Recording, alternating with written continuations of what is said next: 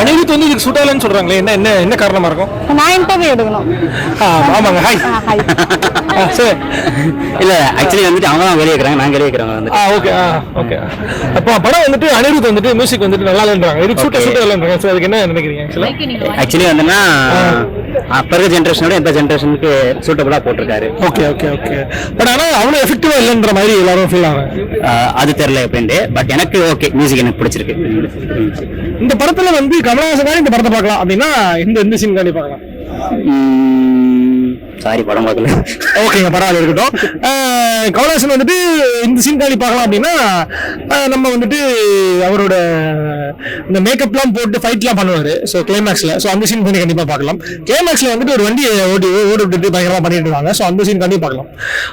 வந்துட்டு படம் வந்து ஒன் டைம் வாட்சபிள் தான். என்ன பொறுத்தளவு அந்த ஒரு ஆவரேஜா ஒரு படம் பார்த்தோம்னா அது இந்த படம் பார்க்கலாம். நீங்க ரொம்ப எக்ஸ்பீரியன்ஸ் ஆகாதீங்க, ஒரு 10க்கு ஒரு